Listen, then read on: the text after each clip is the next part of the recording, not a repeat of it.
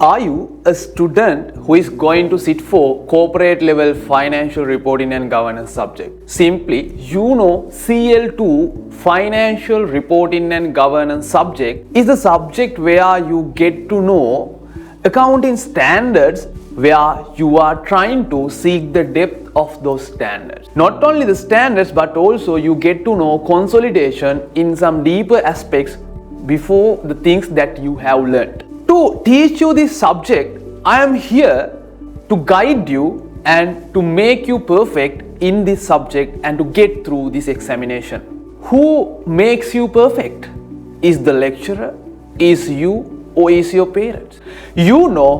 Practice makes you perfect, and as a lecturer, I can guide you by giving more practice to seek the success in this examination. To guide you in this examination, I am here being a past finalist of CS Sri Lanka, winning the SL1 Advanced Business Reporting subject, which is the advanced subject of this subject which I am going to teach you, and then a past finalist of CMS Sri Lanka, winning the strategic level first in order of merit prize, and a past finalist of AAT Sri Lanka, winning the first in order of merit prize and 3 subject prizes in the final examination. Not only that, being a final year undergraduate in the Department of Accounting of University of Sri Jayawardhanapura. Having produced 3 prize winners across the 3 levels which I have already taught in AAT relating to the financial accounting and reporting, I am here with over 4 years of experience to guide you in achieving the target of getting through this examination before the syllabus change.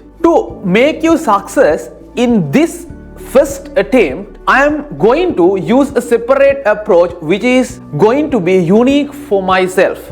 If you are a physical, convenient student, I will give you your personal attention. There will be a one-to-one attention. You can ask questions from me and I will be there to help you in your doubts. Corporate level financial reporting subject has a section A which comprises 10 MCQ questions which carries 20 marks. You need to master MCQ question in order to grab these 20 marks. So we will be doing separate sessions of MCQ and we will be practicing mastery questions to successfully attempt the section A. Most importantly, this is an open book examination where you are able to take some permitted publications into the exam hall, including Sri Lanka Accounting Standards book. Part B and C in your examination paper will comprise some questions where you need to quote the sections or paragraphs in the accounting standard books to write a perfect answer. So I will be referring to all these open book materials which are allowed to take into the examination.